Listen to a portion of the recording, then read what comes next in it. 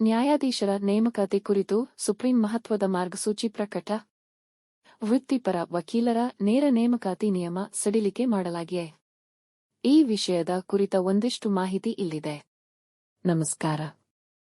ಇದು ನಿಮ್ಮ court web news.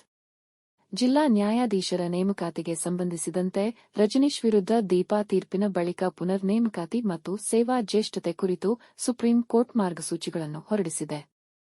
ಜಿಲ್ಲಾ ನ್ಯಾಯಾಧೀಶರ ನೇಮಕಾತಿ ಹಾಗೂ ಸೇವಾ ಜ್ಯೇಷ್ಠತೆ ಕುರಿತು ಹಲವು ನಿರ್ದೇಶನಗಳನ್ನು ಸುಪ್ರೀಂ ಕೋರ್ಟ್ ಮಹತ್ವದ ಮಾರ್ಗಸೂಚಿಗಳನ್ನು ಹೊರಡಿಸಿದೆ.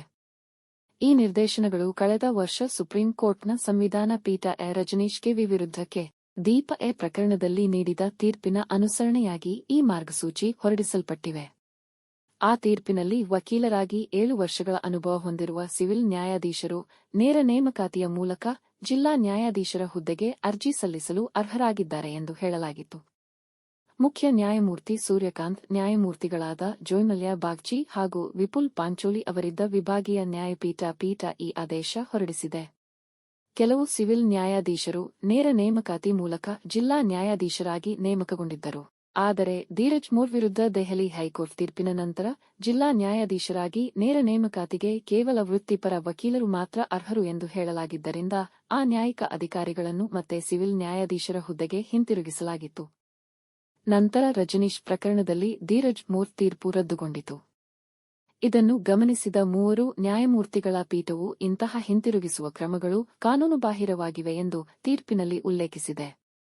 ಅದರಿಂದ ಮೊದಲು ಜಿಲ್ಲಾ ನ್ಯಾಯಾಧೀಶರಾಗಿ ನೇಮಕಗೊಂಡಿದ್ದ ಎಲ್ಲಾ ನ್ಯಾಯಿಕ ಅಧಿಕಾರಿಗಳು ತಮ್ಮ ಮೂಲ ನೇಮಕಾತಿಯ ದಿನಾಂಕದಿಂದಲೇ ಜಿಲ್ಲಾ ನ್ಯಾಯಾಧೀಶರ ಸೇವೆಯನ್ನು ಪರಿಗಣಿಸಲಾಗುತ್ತದೆ.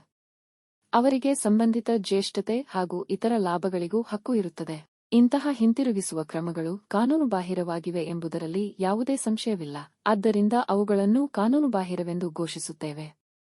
ಮೊದಲು ನೇಮಕಗೊಂಡ ಎಲ್ಲಾ ನ್ಯಾಯಿಕ ಅಧಿಕಾರಿಗಳು ತಮ್ಮ ಮೂಲ ನೇಮಕಾತಿ ದಿನಾಂಕದಿಂದಲೇ ಜಿಲ್ಲಾ ನ್ಯಾಯಾಧೀಶರ ಸೇವೆಯಲ್ಲಿ ಇದ್ದವರಂತೆ ಪರಿಗಣಿಸಲ್ಪಡುತ್ತಾರೆ. ಅವರಿಗೆ ಸೇವಾ ಜ್ಯೇಷ್ಠತೆ ಹಾಗೂ ಕಲ್ಪಿತ ವೇತನ ಲಾಭಗಳು ದೊರೆಯುತ್ತವೆ.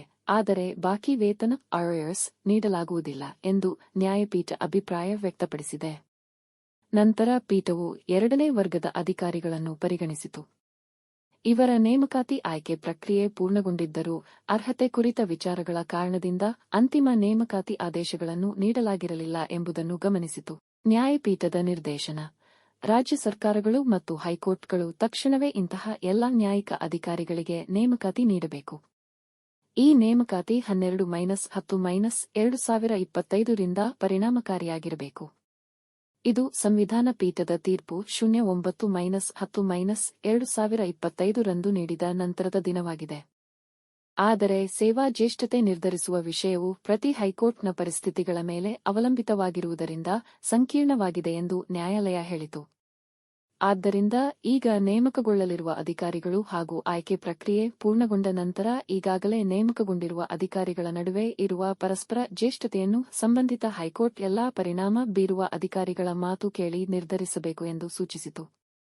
ನ್ಯಾಯಾಲಯ ತೀರ್ಪಿನಲ್ಲಿ ಹೇಳಿದ ಅಂಶಗಳು: ಈ ಪರಸ್ಪರ ಜ್ಯೇಷ್ಠತೆಯನ್ನು ನಿರ್ಧರಿಸಲು ಹೈಕೋರ್ಟ್ಗಳು 3 ನ್ಯಾಯಮೂರ್ತಿಗಳ ಸಮಿತಿಯನ್ನು ರಚಿಸಬೇಕು. ಸಮಿತಿಯ ಶಿಫಾರಸುಗಳನ್ನು ಹೈಕೋರ್ಟ್ನ ಪೂರ್ಣ ಪೀಠದ ಮುಂದೆ ಅಂತಿಮ ನಿರ್ಧಾರಕ್ಕಾಗಿ ಮಂಡಿಸಬೇಕು.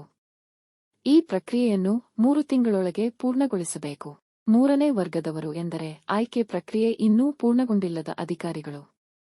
ಇವರ ಬಗ್ಗೆ ನ್ಯಾಯಾಲಯ ಹೈಕೋರ್ಟ್ಗಳಿಗೆ ಆಯ್ಕೆ ಪ್ರಕ್ರಿಯೆಯನ್ನು ಪೂರ್ಣಗೊಳಿಸಿ ಅರ್ಹ ಅಧಿಕಾರಿಗಳನ್ನು ನೇಮಕ ಮಾಡಲು ಸೂಚಿಸಿತು. ಪೀಠವು ಇನ್ನೂ ಹೇಳಿದ್ದು, ಮೇರುಪಟ್ಟಿಯಲ್ಲಿ ಸ್ಥಾನ ಪಡೆದ ಅಧಿಕಾರಿಗಳಿಗೆ ಮುಂದಿನ ದಿನಾಂಕದಿಂದ ಮಾತ್ರ ಹಿರಿಯತೆ ದೊರೆಯುತ್ತದೆ. ಇಂತಹ ಸಂದರ್ಭಗಳಲ್ಲಿ ಈಗಾಗಲೇ ಸ್ಥಿರವಾಗಿರುವ ಹಿಂದಿನ ಜ್ಯೇಷ್ಠತೆ ವ್ಯವಸ್ಥೆಯನ್ನು ಮರುಪರಿಶೀಲಿಸಲಾಗುವುದಿಲ್ಲ. ಇನ್ನು ಆಯ್ಕೆ ಪ್ರಕ್ರಿಯೆಯಲ್ಲಿ ಭಾಗವಹಿಸಬೇಕಿರುವ ಅಧಿಕಾರಿಗಳ ಕುರಿತು ಪೀಠವು ಹೇಳಿದ್ದು, ಒಂದು ಕಾಲದಲ್ಲಿ ಅವರು ಅರ್ಹರಾಗಿದ್ದರು ಎಂಬ ಕಾರಣಕ್ಕೆ ಅವರಿಗೆ ಯಾವುದೇ ಕಲ್ಪಿತ ಹಕ್ಕುಗಳು ಸೃಷ್ಟಿಯಾಗುವುದಿಲ್ಲ. ಆದರೆ ಅವರು ವಯೋಮಿತಿ ಮೀರಿದ್ದರೆ ಅವರಿಗೆ ವಯೋಮಿತಿ ಸಡಿಲಿಕೆ ನೀಡಬೇಕು. ಹೈಕೋರ್ಟ್ಗಳು ಹೊಸ ಆಯ್ಕೆ ಪ್ರಕ್ರಿಯೆಯನ್ನು ಆರಂಭಿಸಿ ಅವರಿಗೆ ಭಾಗವಹಿಸಲು ಅವಕಾಶ ನೀಡಬೇಕು. ಅವರು ಆಯ್ಕೆ ಪ್ರಕ್ರಿಯೆಯಲ್ಲಿ ಉತ್ತೀರ್ಣರಾಗಿ ಆಯ್ಕೆಯಾಗಿದ್ದರೆ ಅವರಿಗೆ ನೇಮಕಾತಿಯ ಹಕ್ಕು ದೊರೆಯುತ್ತದೆ ಎಂದು ನ್ಯಾಯಾಲಯ ಸ್ಪಷ್ಟಪಡಿಸಿದೆ. ಸಂವಿಧಾನ ಪೀಠದ ತೀರ್ಪಿನ ಬೆಳಕಿನಲ್ಲಿ ಇಂತಹ ಎಲ್ಲಾ ಸವಾಲುಗಳು ಫಲಕಾರಿಯಾಗುವುದಿಲ್ಲ. ಆ ಹಿನ್ನೆಲೆಯಲ್ಲಿ ಬಾಕಿ ಇರುವ ಎಲ್ಲ ಅರ್ಜಿಗಳು ಮುಂದುವರಿಯಲು ಅರ್ಹವಿಲ್ಲ ಎಂದು ನ್ಯಾಯಪೀಠ ವಕೀಲರ ಸಂಘಗಳ ಅರ್ಜಿಯ ಬಗ್ಗೆ ಹೇಳಿದೆ. ಇದು ಈ ವಿಷಯದ ಕುರಿತ ಸಂಕ್ಷಿಪ್ತ ಮಾಹಿತಿ. ಈ ಬಗ್ಗೆ ಮತ್ತಷ್ಟು ಮಾಹಿತಿಯನ್ನು ಪಡೆಯಲು ನಮ್ಮ ವೆಬ್ಸೈಟ್ಗೆ ಭೇಟಿ ನೀಡಬಹುದು. ಈ ಮಾಹಿತಿ ಉಪಯುಕ್ತವಾಗಿದ್ದರೆ ಒಂದು ಲೈಕ್ ಕೊಡಿ. ಪ್ರಶ್ನೆ, ಸಲಹೆ, ಸೂಚನೆ ಇದ್ದರೆ ಕಮೆಂಟ್ ಬಾಕ್ಸ್ನಲ್ಲಿ ಬರೆಯಿರಿ. ನಿಮ್ಮ ಸಹಕಾರ, ಪ್ರೋತ್ಸಾಹಕ್ಕೆ ಧನ್ಯವಾದಗಳು.